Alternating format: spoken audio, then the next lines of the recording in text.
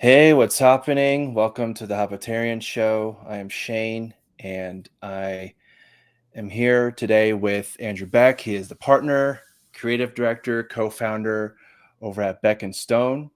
Thank you so much for coming on today. Shane, really happy to be here. Thanks for inviting me.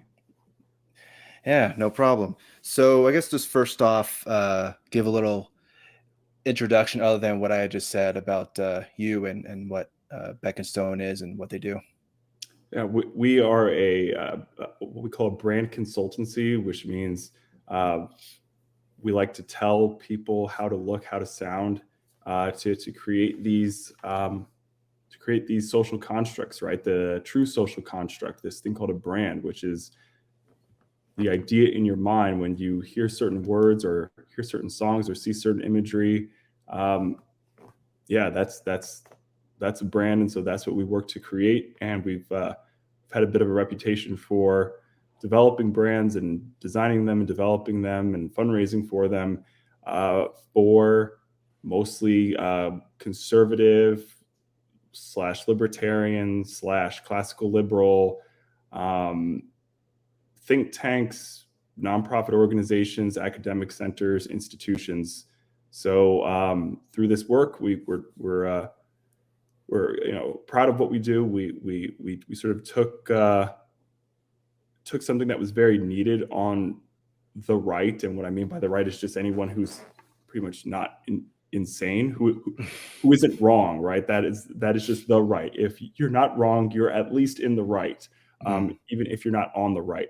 Um, and yeah, we just gave them the same type of services that um, you get out in the real world. If you were going to contract McCann or Gray or WPP, you would get a great website. You would get creative professionals. You would get consultants who were going to steer you for your brand strategy, your go-to-market strategy, your art direction, your photography, your makeup and styling, your music, sound design. This is stuff that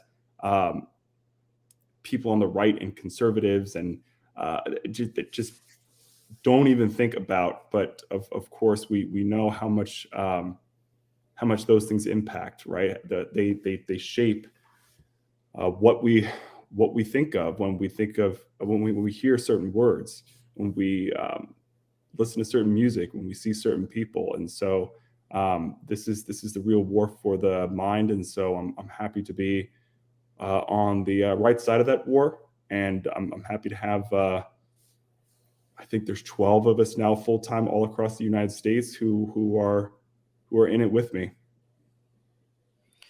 Yeah, so I guess kind of growing on that and what you're talking about, how you're a brand consultancy, and so you're helping those who are on the right, whether they're, like you said, whether conservative, libertarian, classical liberal, however. I mean, there's even some left wingers out there who they would consider themselves left wing, but they're branded as a right winger because they have a wrong, quote unquote, wrong opinion on so and so topic. So Yeah, they're now a right winger. You know, I mean, yeah. freaking We work with it,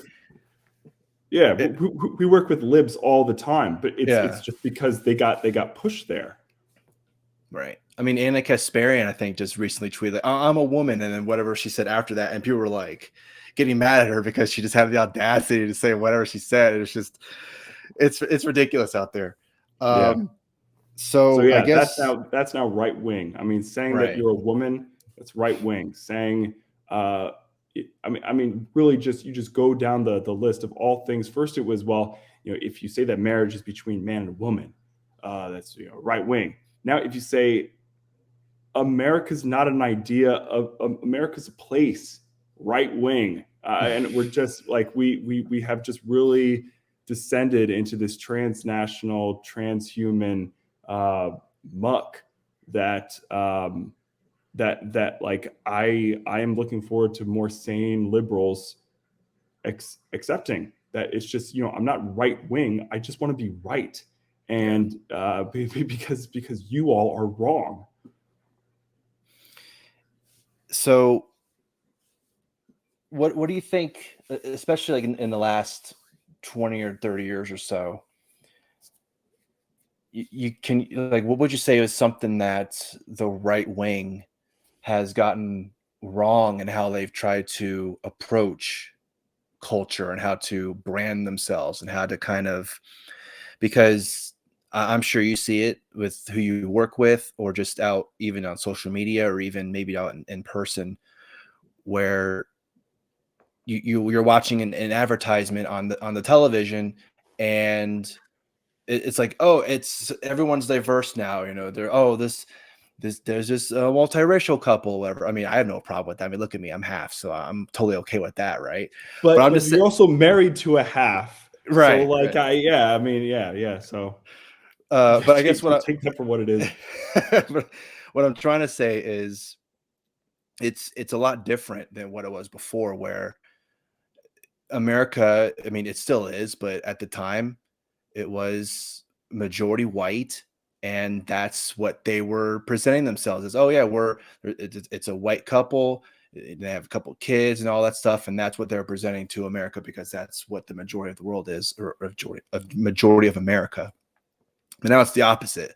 Now they try their damnedest not to show any white person, especially a white straight male. Like if you're a straight white male, it's over. Game over for you, unless you play by the rules, or if you're especially in a commercial or even in a movie, you're an idiot. You're stupid. You're the stupid person in the movie or whatever. So anyway, what I'm trying to say and what my question to you is, like, what is something that the right wing has gotten wrong in trying to present their values, and what is something that Beck and Stone is trying to do to try to like reverse that. Well, I would say they sort of gave up on the on culture in order to wage culture wars, and it just means reactionary talk about what the left, about what the mainstream media and Hollywood and the music industry and the government and all this stuff. They just talk about what they're doing wrong, and then essentially just ceding the ground of creation to their enemies. So like you can of course fight culture wars, but you fight culture with culture. And we've been in a one-sided war. And when you can see, okay, there's somebody, I don't have any problem with anyone who doesn't have a problem with me. But then all of a sudden when then someone, it seems like you've got a problem with me. Like what did I do to you? What's going on here? Suddenly that makes you feel a certain way. And so we took that feeling and then turned it into this like reactionary talk, and geared our entire ecosystem of funding and enterprise and our thought leadership is all geared towards talk.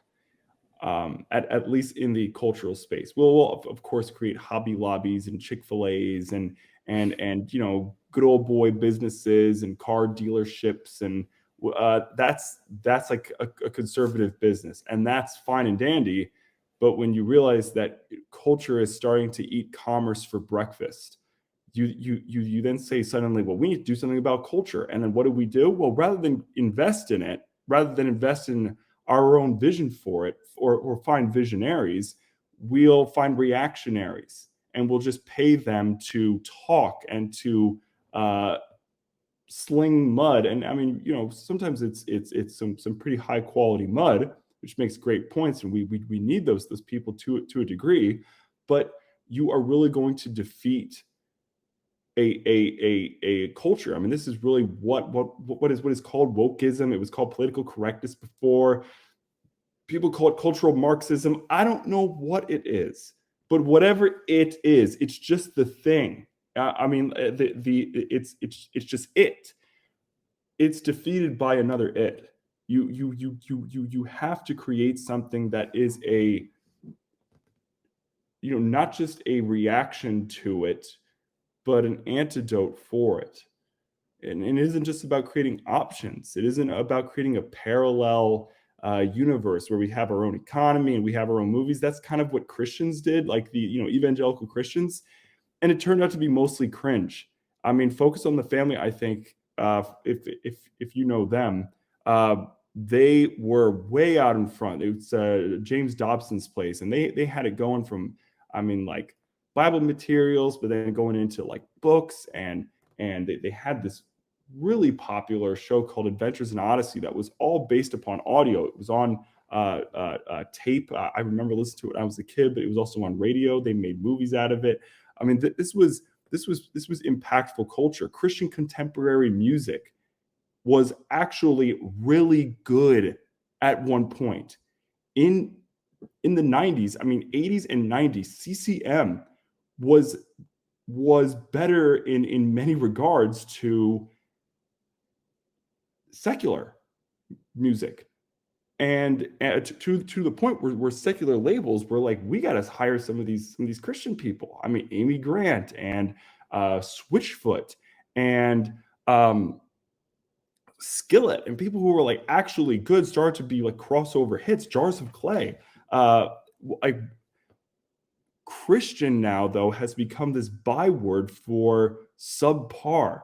And subpar not just in terms of like the message, but in terms of just the quality of the storytelling, of the production values, of the acting, and it's geared towards a niche versus being geared towards the culture at large. And so you don't want to create pockets. You don't want to create little pockets of resistance, because that's what they want. They want you to become a ghetto so that you stay in that ghetto and you don't come out and then cede public funding for the arts and culture. You cede it to them. You cede the airwaves to them through things like public radio and through not investing in broadcasting. You cede things like social media and technology to them by letting them create and control these massive tech platforms, and then not creating anything similar of your own. So the lack of ambition in culture actually isn't just like, oh, you won't, you don't do artsy fartsy things like the libs or the progs do. No. It's like you have to see culture as something that is an organism, and it has all these various parts to it, which includes things like technology, and which include things like politics. But yeah, at the end of the day, you do need to have a visionary, a luminary, or a group of these people that actually creates compelling quality, but explicitly contrarian, or just something that is going to be that competing vision for your values and against the values of the other, rather than just talk about how cringe and how bad and how evil theirs is, and then make your own little ghettos for yourself, where you will eventually be starved or strangled out.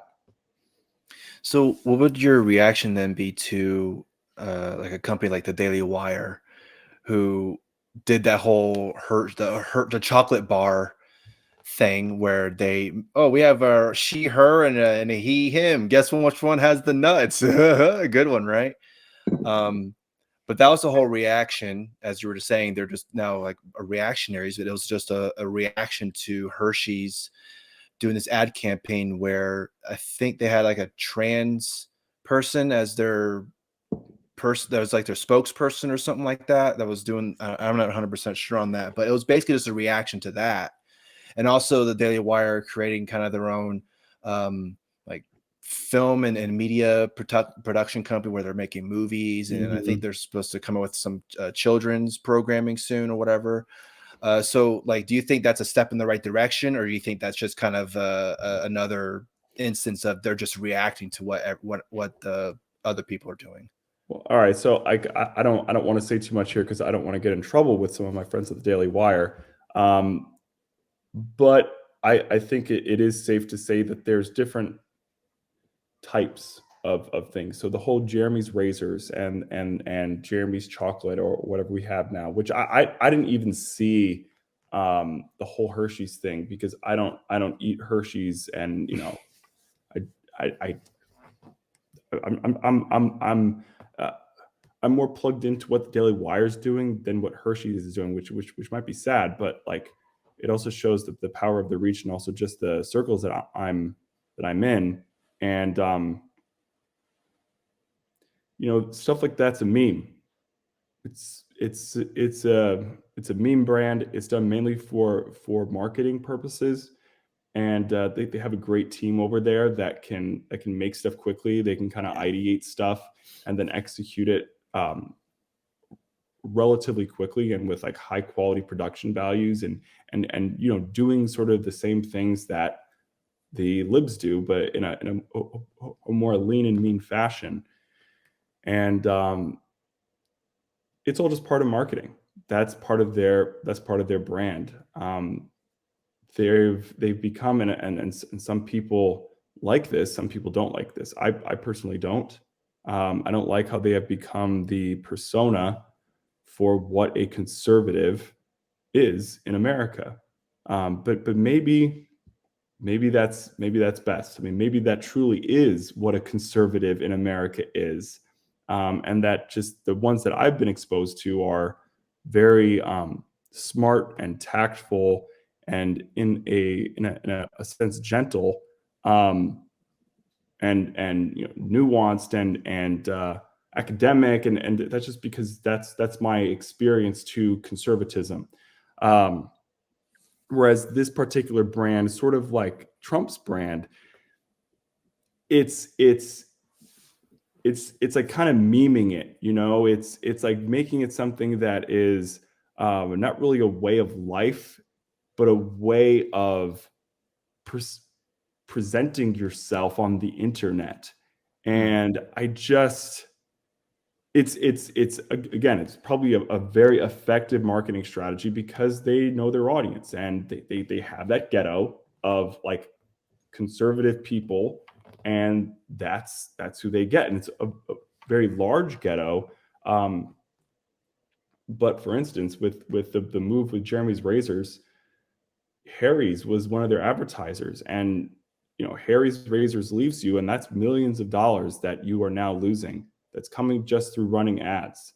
And so the wake-up call, and I know this from having spoken with someone at the Daily Wire even before this all happened, and they said that they were going to start working on these special projects that were going to be more entrepreneurial, because they saw the danger in their model, that if they only relied upon advertising, it doesn't matter how many eyeballs you have to have someone who's willing to pay you to reach those eyeballs. And that's exactly what happened. This whole concept of brand safety came into the libs lexicon, came into the advertising industry, and they discouraged media buyers and brand managers from spending money on explicitly conservative stuff, platforms and publishers, and so you are cutting off the funding, and then therefore you then can't stay in business. And so something like Harry's, okay, if like Harry's is giving them millions upon millions of dollars every year, Jeremy's Razors is not going to make that back up. It takes a lot more to run your own company than it takes to show some ads on your existing business model. So there are some real fundamental challenges there. And what it shows you is that, yes, it is effective marketing, but it is also them trying to invest in other means that shores up their business model. It's the same thing then with the films, realizing that, okay, we have the ability to make films, and we have some investors here who are very willing to give us money to experiment with stuff, and we have some talent lined up, whether it's actors or whether it's directors and producers, who are willing to make this for us at this cost. This stuff isn't getting into theaters. This stuff's going to be on YouTube. People got to pay for it. We got to drive people towards paying for original content, doing the Netflix model. And that's of course what Jeremy was laying out in that talk, where he sort of laid out the plans for the company, the plans to make it more of this entertainment media company, starting new shows like what was like the sports talk one, Crane or something now, and then okay, yeah, it's just going to be about sports, you know, and you know, these alternatives to the other thing, it really does remind me of some of what Focus on the Family and some of the religious right was doing in the late 80s and really throughout the 90s, right? You're kind of giving like a Christian alternative to the worldview. You know, here's the Christian alternative to you know, video games. I mean, remember those? Like, you know, you had to, you know, I was like, you know, Bible guy or whatever. And so it's like, if your kids are going to play video games, make sure that they're playing Bible games. And, you know, I'm not going to hate on that necessarily, but that's sort of what the Daily Wire is like doing. Like, hey, do you like this? Do you like the New York Times podcast in the morning, which goes through the news for you? Well, we'll give you the same thing, but it's going to be conservative and it's going to say conservative-y things, right? And that is again, like it could be very successful for them, but it's showing how, I mean, one, they are creating this this meme of like what it means to be a conservative, and I mean, for, you know, frankly, you know, everything that they put out there, everything that they say, everything that they do, even among conservatives, among you know, people who, yeah, may not like the main thing. I mean, you know, we don't like the New York Times, but we want to see quality reporting. We want to see thoughtful articulation of ideas. We want to see high quality art. We want an accurate reporting of the news. We want solid expert analysis on the things that are going on in the world. And if you don't provide those things, and if it comes across like these are partisan or just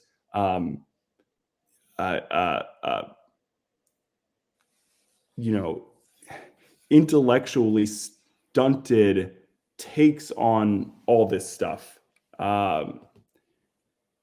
it loses its shine. It loses its effectiveness. You know, it isn't so much that people want a conservative version of the New York Times. They just want the New York Times to stop being so bad and stop being so unfair and stop being just the way that it is. It's the same thing with Hollywood. It's the same thing with the entertainment industry. It's the same thing with tech. It's the same thing with the government. You know, like we don't mind that you exist. We don't want like fake versions of you. We just don't want you to hate us. We just don't want you to be like actively against what I am standing for. Like, can't you relax? And yeah, so that's why I think that the attempts to market themselves and they kind of have to embrace that reactionary, contrarian, meme-like marketing of like, I'm a conservative version of Hershey's. It has to get more and more absurd. The rhetoric has to keep getting like more and more ramped up in order for the audience to stay engaged, or else it just begins to fall flat. How many different times can they take Jeremy so and so and have him show up with like a woman, you know? Like, and like, yeah, like I just, you know, there's like some of that stuff where you are just going to have to say, yeah, that meme is dead. We're going to have to find another one. So I have hopes for them. I have hopes that they are going to sort of see, okay, we need to sort of normalize here. We can't always be on like the, you know, cutting edge forefront of this stuff, because even with the big thing that they're talking about now, the trans stuff, trans people, I mean, okay, sure, great, but like, is there something else? Is there like something else that we can talk about? Is there like other things going on in the world? I mean, what's what about what's going on with like war? I mean, maybe we should talk about war. Maybe we should talk about banks. You know, maybe we should talk about food. Maybe we should talk about poverty. Maybe we should. There's a ton of stuff, and it just feels like the culture war issues suck all the air out of the room, and it then causes the brand to be known for, you're just here to push people's buttons on one side and get the other side riled up about the same stuff. That's not a true alternative. That's more what I was describing in the beginning. It's this cultural reactionaryism that's just not creating culture. It's just straining the existing one. Hmm. So, okay, so if I guess I know you said you didn't want to like kind of because you know you have friends over at the Daily Wire, um, and they're just like the big conservative right wing brand, and so if they're gonna try and like go away from the like being a meme of itself and what a conservative means, then how would you shape what conservative then means to people that maybe are interested in conservative values, or they're kind of they're politically homeless, they don't know where they fit in. So how would you brand conservatism? Conservatism, look, it's really difficult because it's sort of like libertarianism, right? When you say libertarianism, certain people come to your mind. Yeah. People walking around, I don't know, like smoking pot on a stage, like naked, saying, "Oh," it's like this is kind of what And libertarians. that's libertarians' fault doing that. I mean, they Yeah, have that's yeah, there's that that meme where it's, oh yeah, here's a libertarian and what they believe in. It's great, but then who they bring up to share those correct. values are freaking who knows what. Correct. And this is unfortunately what happens with all these sort of intellectual traditions, because when you talk about things like conservative values, there's no such thing. It's that conservatism is an intellectual tradition that stretches back to the middle of the 20th century. This is when this thing kind of started to become a thing. And there's Straussianism, and there's a West Coast Straussianism, and there's East Coast Straussianism, and there's conservatives, and there's neoconservatives, and there's paleoconservatives, and we're talking about different factions of intellectuals. And I can appreciate intellectual traditions. I think that they are important, and that people should get a very wide and broad understanding of what smart people have said about the books and the conversations and the ideas and the films and the music and the art and the culture and the architecture and the policy and the wars and the enterprises and the explorers that have shaped their world, that have come before them, and that are currently shaping them now. And conservatism is part of that. Once people started to make this thing, like once they really caught on into, well, I am a conservative, and it was no longer this whole thing of like talking about intellectuals. I mean, really, like, conservatives were just liberals who said, like, I can't be on board with what my fellow liberals are about anymore. And so they then kind of switched signs. There was a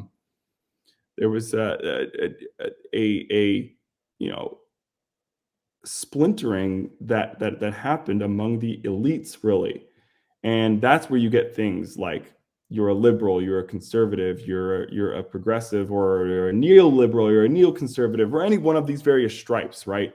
So what I would do is I would just stop calling yourself conservative. I mean, that's like the long and short of it. You stop using political language. You stop using the language of the elites to describe something that should be the touchstone of the masses. And you notice how the New York Times does not say the liberal New York Times. No. You have to call them that because they won't call themselves that. See, this is how winners behave. This is how people who are secure in their identities behave. They give the pretense, they give the appearance of being neutral. They don't become the meme. They always take the high ground. Now, if that's what I would do, and like, look, the Daily Wire makes millions of dollars. It's probably too late for them to make any kind of position. What I would say is that if there is going to be a second uh, shot at something like the Daily Wire taking hold of culture, getting into the mainstream as much as it has, that's really what we are talking. You need to create something that is going to appeal to the broad majority. And if you call it, or if you make it too much, like it is a something that is only for a certain type of people who have a more political persuasion, a political stance, rather than it's about ideas and how you vote, and where you stand on like certain things and whatever, versus something that's more moving in Geist, in something that's spiritual. People can just feel that okay, this is legitimate. This is an actual competitor and an alternative to something like the massive institutions that spend hundreds of millions of dollars keeping themselves that way. With this very inflated sense of worth in like the public's mind. I mean, that's what places like the New York Times do. That's what places like the United Nations. I mean, just go down the list. This stuff is all based upon money that is being spent to keep them in people's minds a certain way. So you need to invest in the wars of Geist in order to influence the zeitgeist. And really, that's what conservatives are failing at. We're failing to move the zeitgeist, because we don't really work in spiritual things. We work in purely mental or verbal means. Well, they're also, like we've been saying before, that they're just kind of reacting to what the left or liberals, or whatever you want to call them, what they're doing, because at the end of the day, at least as of right now, they're winning. And it's like you were saying, the New York Times don't have to call themselves a certain type of political spectrum, because we're the New York Times and we're the biggest newspaper in the world. And why do you could be a conservative author, but they still put the #1 New York Times bestseller. They don't put like, oh, I'm the #1 bestseller at such and such, because at the end, no one really cares. Nobody cares. Wait, you're #1 where? I never heard of it. I don't know what you're talking about. So conservatives still care about what goes on at Harvard and Stanford and Yale and all these places, because they like those places. They still value what those places represent, which is honor, which is respect, which is success, which is power.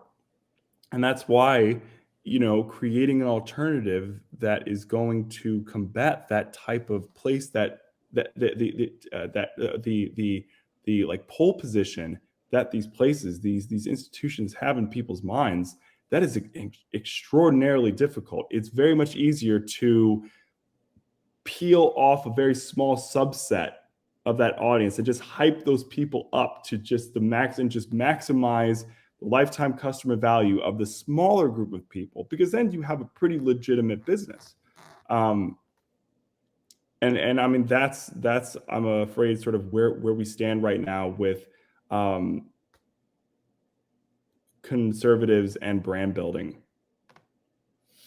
So to kind of get into a couple of examples about that. So one of your tweets that you had tweeted a couple months ago that got viral, got a lot of eyes on there, was about architecture, which is something that you had also mentioned as well earlier.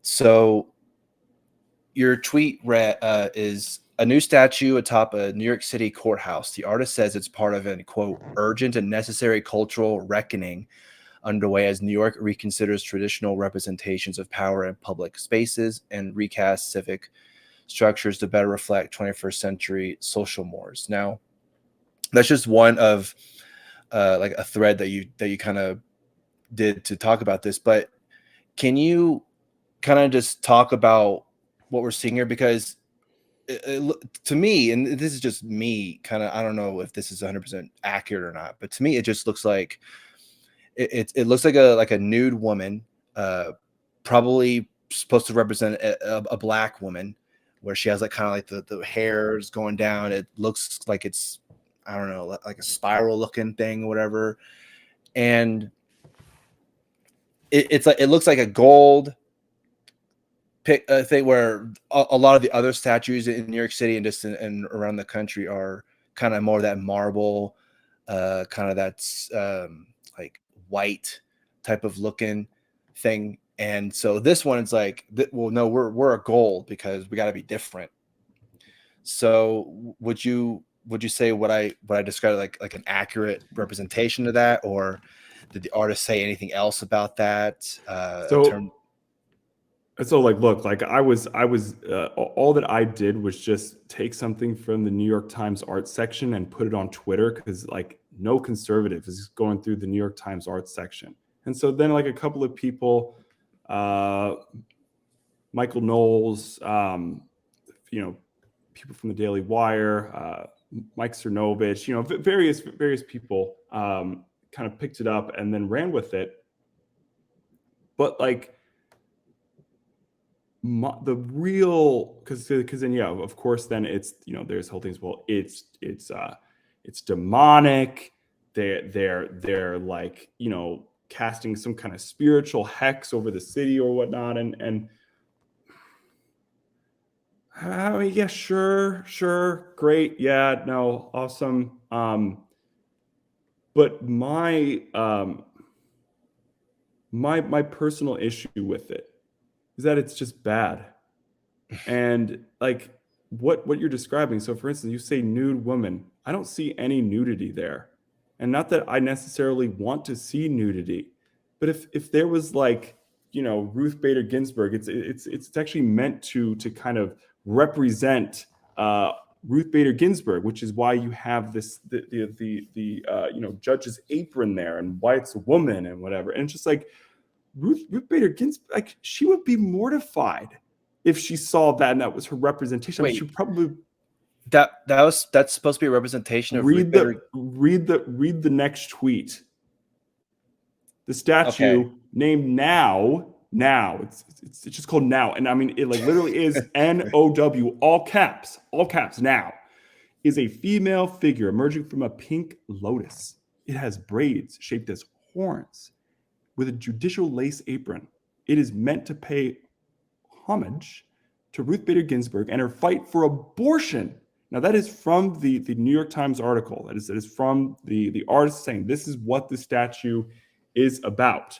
Now, if I was someone who said, I want to represent and really glorify Ruth Bader Ginsburg and her like kind of pet issue, or at least the issue that she became most known for, which is killing babies. Okay, that is what I'm about. How dare you? I would not. I would not present it, and you could kind of see the details of it if you click into one of those photos. Like, that's a very bad way of doing that. No, like up, yeah, or like this one here. You can kind of click on this, like in like this New York Times. But let's just look at this. There is no artistic quality to this. Even the craftsmanship in how it's put together looks like it's something that's 3D printed. It looks like it's made of plastic, not of marble. There's the aesthetic qualities of it is signaling something that if like I was saying, if I was the one who they came to us and they said, we want you to make the statue and glorify a this like old lady who is now dead, but people, it's known, it's known in the imagination of people as being this old lady who defends killing babies. I would make it look like the dudes who are standing next to her. And if you go back up, you can kind of see, right? There's this lineup. Oh, wow, these like stately white marble things, and then you have this. It's just bad. It's just literally bad. Now, would conservatives have had the same reaction to it if it was done in the neoclassical style? If it was Ruth Bader Ginsburg made to look like she was Cicero or something, you know? Would there have been the same reaction? No, I mean, just from this photo alone, it's like your eyes go right to it because it looks different from everything else. Everything else is just marble, kind of gray color. But then you go, it's like it's right there. Amateur. Yeah. It is from an artist who is very much caught up in her own story. It's somebody who, I mean, to even call it now, all caps now, it's just, this is an abomination, not before God, but just before Andrew Beck. It's just before New York City. This is like New York City paid for this thing. They paid this artist, and they're going to go on a tour, and they're going to do this other places. You should be ashamed of yourself. You're supposed to represent the arts and culture. Like, the world comes to you for this stuff, and this is what you're saying is worth spending the public's money on. This is what belongs on top of your courthouse. It's just ugly. And that's the end of the story, really. It sure is. There all sorts of, is there hidden meaning in it and everything? I wouldn't give this artist that much credit. I don't even think that she was thinking that deep into it. She was making something that had to be different, and this is what she came up with. So the state, New York State or New York City, they hired her to make that. Yes, this is publicly funded art. Yeah. For what reason? To be like, well, Ruth Bader Ginsburg is dead. Can you make something to commemorate her honor or something like that? Like, but that doesn't look anything like her. Like, how, if I looked at that statue, how am I supposed to go? Yeah, that's supposed to represent Ruth Bader Ginsburg. Wow, Yeah. So RBG. Cool. There she is. Like, if you're gonna represent, or if you're gonna honor our, wouldn't you, like, maybe, I don't know, make a statue that looks like her? I mean, every single statue that when they make a monument of someone, they try to make it look like the person. I don't know. Maybe I'm stupid. I don't know. Think about like the whole, Martin Luther King statue, and you're just like, where is that? Is that in Boston or in Philadelphia? Again, this is publicly funded. This is publicly funded stuff, and it then comes out, and you're like, I thought we were going to honor the man. Like, where's the honor in this? And that's what I don't like about it. I don't like how we are forced to look at something and say, what a beautiful robe you're wearing, Emperor. No, someone has to say the Emperor has no clothes. This is ugly. And frankly, the more libs are embarrassed by this stuff. And this is part of why I don't regret what I did in starting this, little mild firestorm. And you're getting in on all these different sites and saying, oh, look at what they're doing in New York City, and it's demonic and whatever. I don't mind doing that, because there's a certain sense of shame that we should have when we do a bad job. When you do a good job, you should be congratulated. You should be rewarded. You should feel a sense of honor and glory that comes from doing a good job. But like lifting up something that is poor quality, where you did a bad job, you should not be rewarded for this. You should be embarrassed about this. And if the city, if the client, so to speak, which is the city of New York, is not going to say, this is trash, we're not putting this up, then you know what? Maybe the public has to. Well, if the taxpayers were paying it, I mean, I'm sure taxpayers don't have any say in this. Yeah, It is. Oh yeah. They got zero say. But this is why, even in things like when they talk about public architecture, and the public is given any choice between a brutalist building, one that's called brutalist. Brutalism is fine. It's just no one knows how to do it in the United States. They just can't. They're just not very good at it. like, or the sort of like the neoclassical style, or really any other style that's just not like just whatever this like ugly Fed style is. The public always chooses the more traditional looking option, the more classical looking option. They always do, and that's why they stopped taking polls. They just stopped asking the public, because if it came down to a vote, nobody would vote for this stuff. And then their friends wouldn't get money, and their supporters wouldn't get kickbacks, and they wouldn't be able to keep waging whatever they. Well, I mean, this is a pretty poor example of waging culture war. I usually give them a lot of credit for doing a good job, and like how dastardly and how subtle and how good their propaganda is, and how like well done their psyops are executed. But this one's just bad.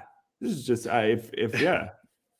Well, I mean, yeah, the fact that they stopped doing polls because more people would vote for something else that they didn't want, that's like, oh, good democracy needs to be protected, but only if it's the democracy that I like, Right.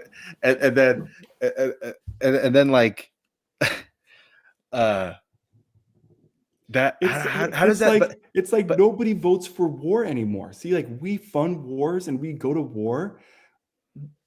When was the last time that you voted to go to war? When was the last time that Congress voted to go to war? I mean, I guess it was Iraq, but like, we've been at war. Syria, Libya, Ukraine, Serbia.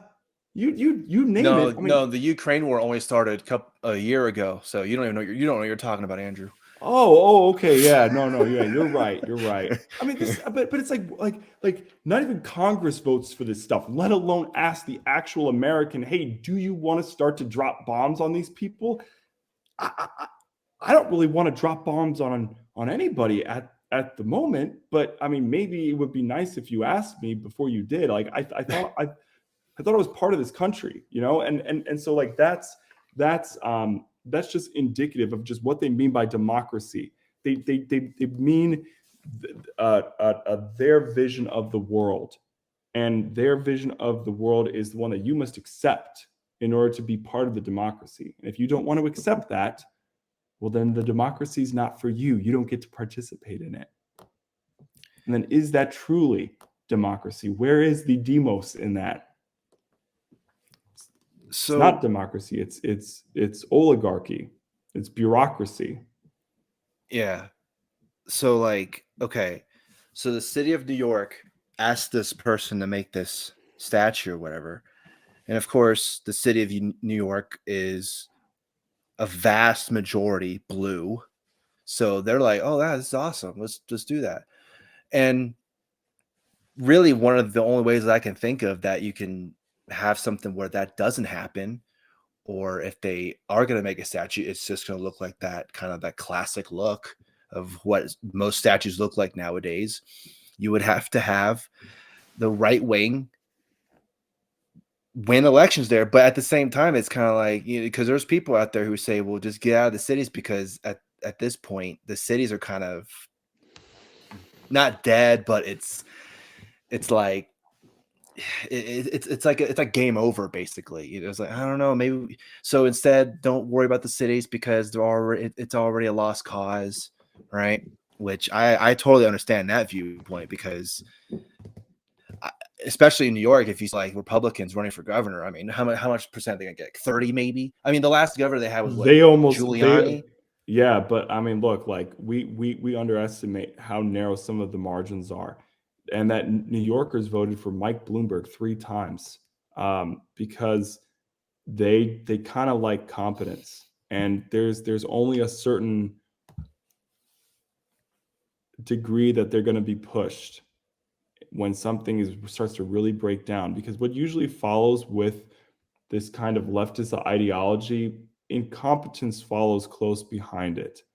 It always has, whether it was in Russia, whether it's in Venezuela, whether it's in Cuba, whether it's, I mean, and whether it's in blue cities like this, it just goes behind and then wreck stuff and makes things rot. They take over these places that were built by competent people, and it's usually people that are of a more uh, uh, traditional viewpoint. They're people who were motivated by rewards. They're motivated by religion.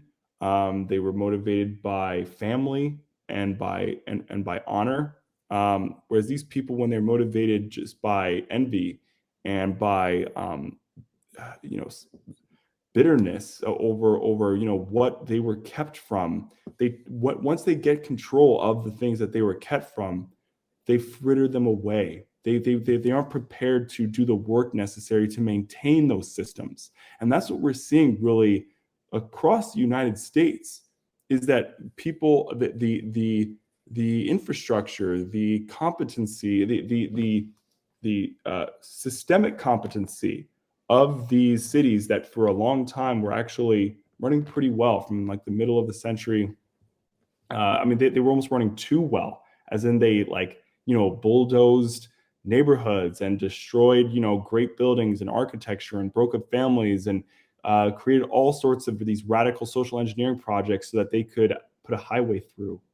So they could do these massive, public infrastructure projects. I mean, that was bad, but it was at least competent. They got it done, and that's scary. But now we're not even at that. Now that competency has been, those people are long gone, and these cities are now running on fumes.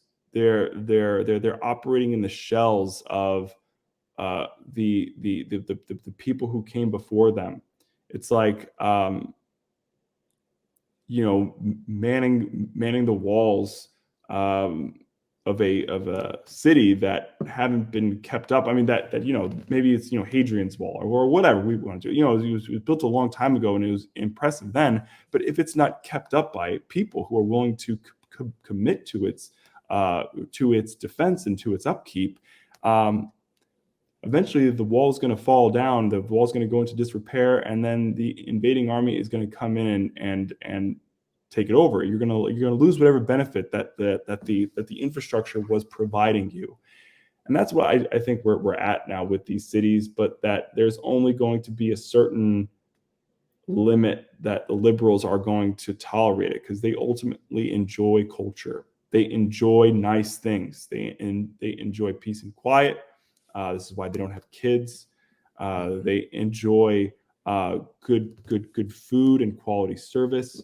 They enjoy beautiful art, and they enjoy living in beautiful buildings.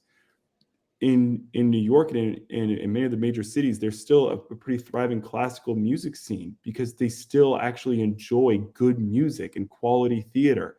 They know that there's good stuff. They just want it for themselves. And they're only going to tolerate the deprivation or the corruption of those things for so long before there is, okay, well, now we're going to vote for Mike Bloomberg. And what Mike Bloomberg was a tyrant.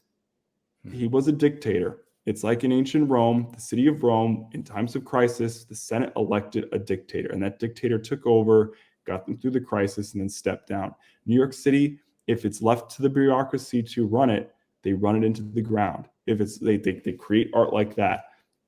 But then you turn it over to a rough and tumble businessman like Mike Bloomberg. He just gets stuff done. He just does stuff, and he just buys his way into your ballot. But then he works his way into your heart. And that's why everyone in New York can look back on the days of Bloomberg and be like, oh, you know what? That wasn't so bad. Because then de Blasio takes over and just runs whatever de Blasio had into the ground, because he expanded the bureaucracy, because he let the bureaucracy take over. Yeah, then Bloomberg tried to run for president, and that worked out great for him. Yeah. There was this place in me where I'm just like, I mean, there was some great candidates on the Democratic side. Just there was Tulsi Gabbard, and there was Andrew Yang, and there was Marianne Williamson. I mean, Was Andrew Yang actually a good candidate though? I'm not saying good as in like good. I'm saying like interesting, Okay. fun, and like Bernie used to be the funnest that they had. Bernie looked totally normie compared to these other people. And then there's Mike Bloomberg. He said, I'm going to enter the race and I'm going to spend just, what did he spend? Like $1 billion. I mean, he spends his Something absolute ridiculous, fortune. yeah. He spends his absolute fortune. People are like, I'm not voting for him, but I'm working for him because he's paying me a lot of money. It sounds good to me. Like he just like thought he could entrepreneur, like hack his way into it. And then the Democratic Party is just like, nope, we're going with Joe Biden no matter what you do. And then he then realized like, I can't do jack with the Democrats. I'm going to be an independent again. Wow. Yeah. So I guess you had mentioned the Army, and that was another thing that you were also talking about, where like the military now for sure is more like at first it started with the whole like don't say gay. Or no, it was don't say gay, something like that. No. It was don't ask, don't tell. Oh, that's right. Don't ask, don't tell. Yeah, it started with don't. Right. It's just don't, and then something gay. Yeah, yeah. So is that is that another institution that you feel that kind of needs to go back to how it was before? Because they seem to really, because like we were talking before we were recording, where they're talking about like recruitments and stuff like that, where like I don't know what the numbers are, but I would probably guess they're not as high as they used to be. And so that's why you hear people about talking about the draft. I mean, I don't that would be like the most drastic low level of them actually implementing that again. If they were going to do that, that's like we're super desperate and we're just going to Don't put it by them. Don't put it yeah. by them, because recruitment is, because you're not just guessing that recruitment is down. Recruitment is down, and it's down by a lot, and it has been for a long time. And now, when it looks like, okay, we may need a military, we tried to bluff Russia into backing down. They didn't back down. They went after Ukraine and our interest in Ukraine and our different pools of special interests and special projects. They went after it, and like now when it's like, okay, we need to actually fight. And of course, there's plenty of American mercenaries, private contractors, people who are willing to do things off the books, off the record, off the grid. Solid fighters. One of these guys is, 20 other men. I don't care where you're from, and they've been doing a lot of work in Ukraine for quite a while. But there is still only a limited number of those people, and many of them, of course, are former people who served in the military, in the army, or one of those various units with distinction. They got solid combat experience. They're killing machines. They're smart. They're intelligent, and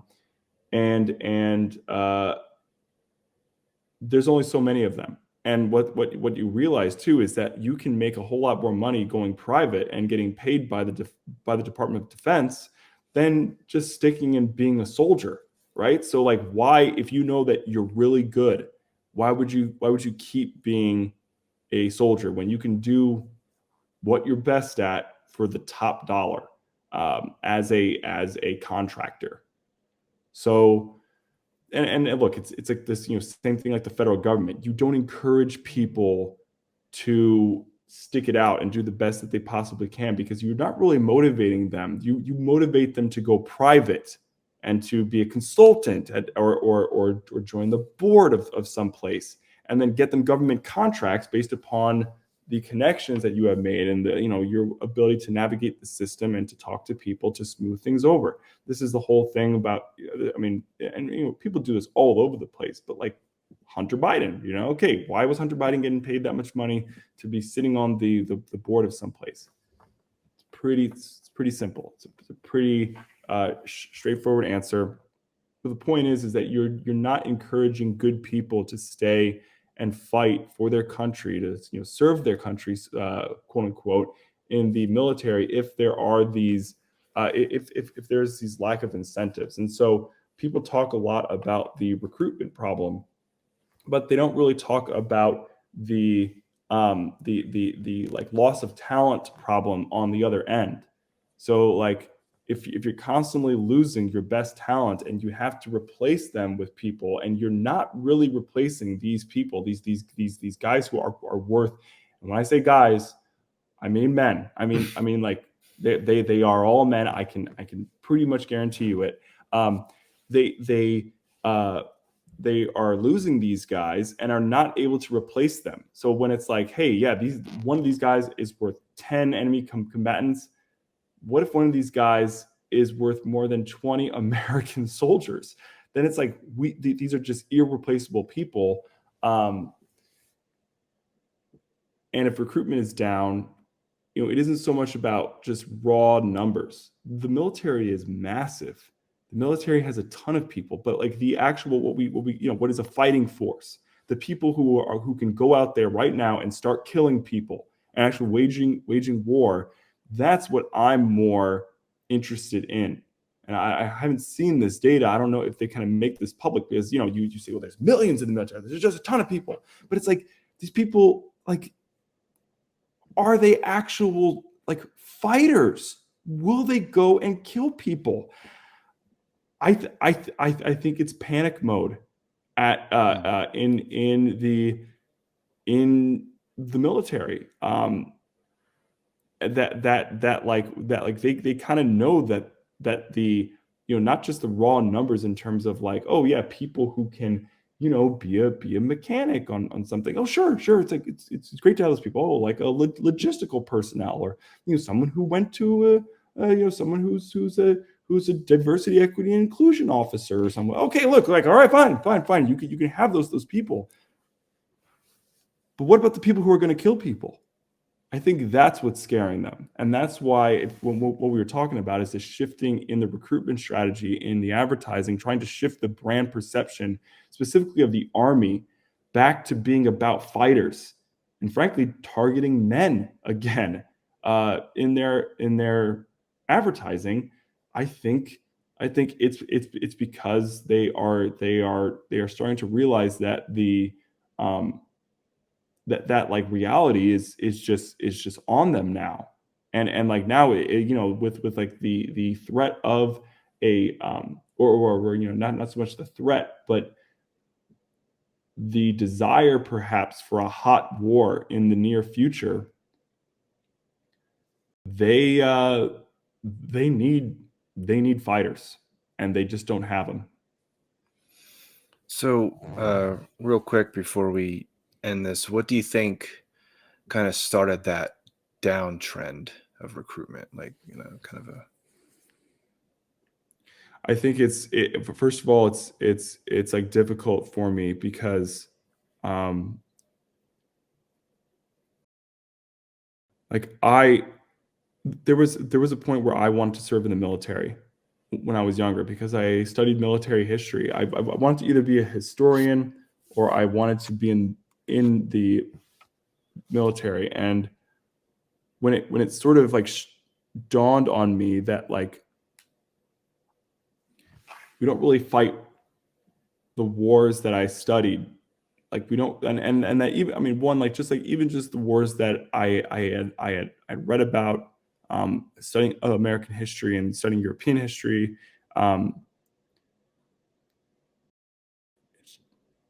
It's just like the nobility was gone from war.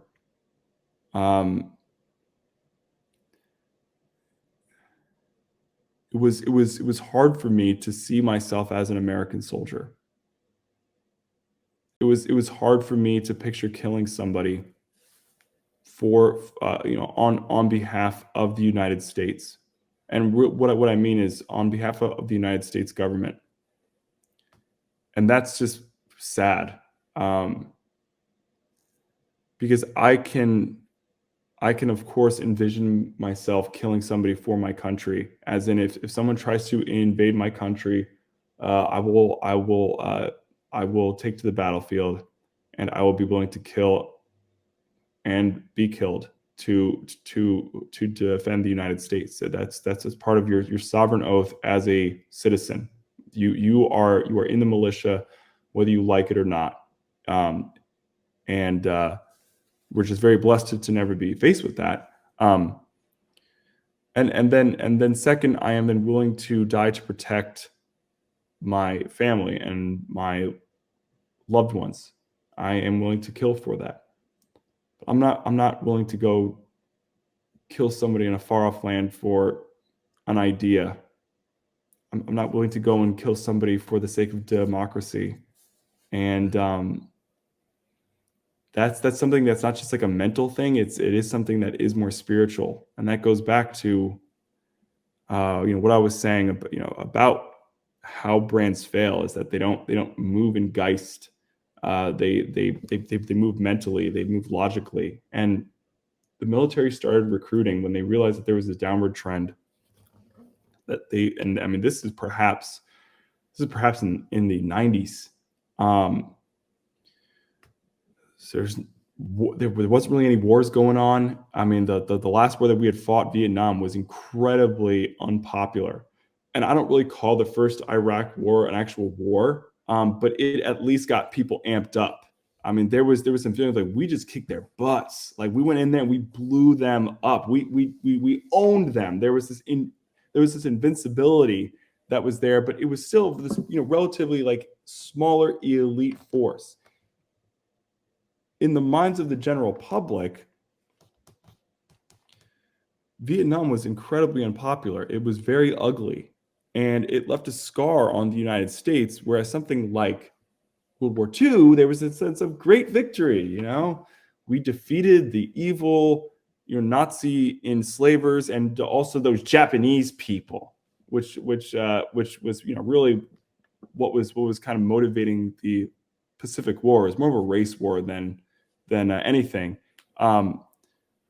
Without having those motivations, recruitment started to tank. And so then you have to turn to a recruitment strategy that's about career advancement. It's not about killing people. There was I forget where it was. It might have been a newspaper article that I had dug up somewhere talking about how there was a ton of people who did not want to go into the first Iraq war because they said, you promised me that I would not have to fight. You promised me that I would not get shot at because, I would be out in X number of years and you would pay for my college tuition and you would give me VA benefits and you would help me get a mortgage and you would do this, you do that. I would the military should not be about getting to board first on a plane. The military should be about, I'm going to kill people. And I could maybe get killed myself. And if that spirit de corps left at a certain point, the incentives to join the military became very lackluster. One, because I think America kind of lost that nobility in its warfare, and therefore lost the nobility in being a soldier. Then we made it about a career outside of the military, all the extra benefits, rather than making it about actually fighting. And 9/11 and wanting to kill Arabs kind of fixed that temporarily. You got a lot of fresh people who just wanted to go out there and just go to the Middle East and just fry Arabs, after 9/11. And that provided like a kind of a shot in the arm. But even that shot wore off pretty quick. And it wasn't enough to truly fix the recruitment problem, at least change the trajectory. At a certain point, you need to be fighting noble wars in order to get noble warriors, or else there is no reason for anyone who can actually fight. Because again, we're talking about fighting men here.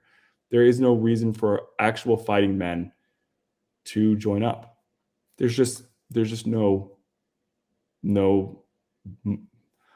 motivation. Or if they do join up, they make a beeline to getting out as quickly as possible.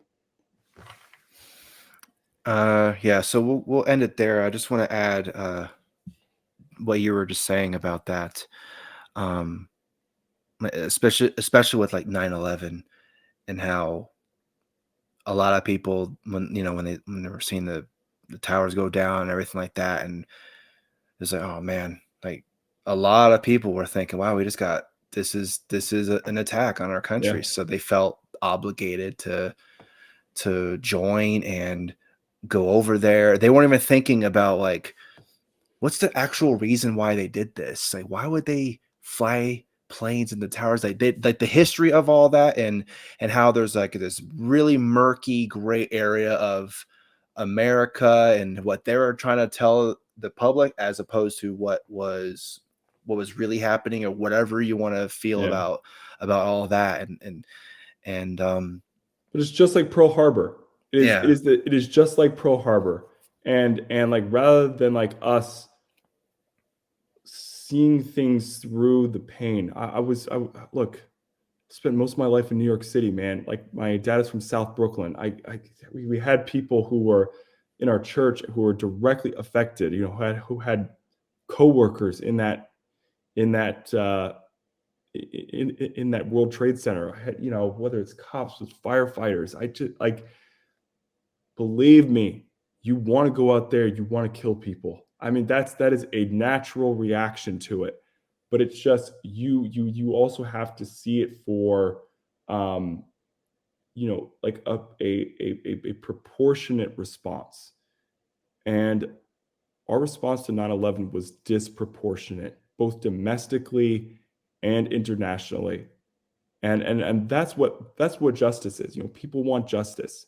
But justice is about equal responses. Okay, you did this, and this is now worthy of this response. In order for the scales to be even, right? There's a justice scale, but we just dropped way too much on the other side without really even knowing what was on this other side, like you're saying. And like, there's this verse in the Bible that says, he that hasteth, because I read King James, he that hasteth with his feet sinneth. So if you make haste, you are likely to sin, because you make bad decisions when it's in the heat of the moment. We get angry and we do things. I used to go to Rikers Island and talk to guys. My dad was a chaplain there, and so many of the people there were normal dudes. And again, it was all dudes, but like normal dudes who, in a moment of anger, did something that they shouldn't. And we can be that way as a person, but we could be that way as a society as well. And that's what happened after December 7th, 1941. And that is what happened after September 11th, 2001. And, we made haste with our feet, and it led to all sorts of different things that if we could take it back, if we could take back that, firebombing and then nuking of Japan. I mean, there's like people who don't think that that's wrong. I absolutely think that it was wrong. It was not a proportionate response at all. And that makes it unjust. And so America needs to fight wars again that are just wars. There is such a thing as a just war. I'm not a pacifist, but there needs to be, we need to say we need to fight wars not out of anger, not out of revenge. We need to fight wars that are good and that are noble.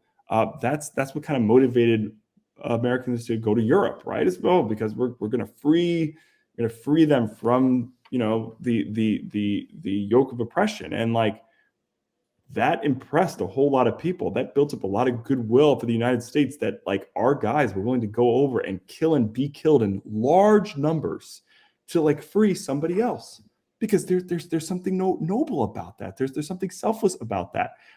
There wasn't that same impression in the Pacific War, not even among American soldiers, but in Europe there was that spirit de corps. You kind of saw that about yourself, and then other people saw it about you too.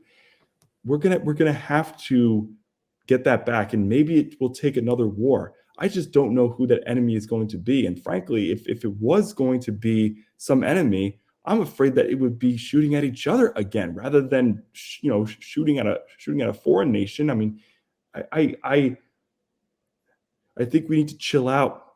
I think we need to stop being angry. I think we need to get our bearings. We need to look at our own history honestly, and we need to then make decisions that are based upon not just our emotions, or not based upon living up to a certain persona, whether it's conservative or liberal or progressive or socialist or capitalist or American or global citizen or white or black or whatever we want to.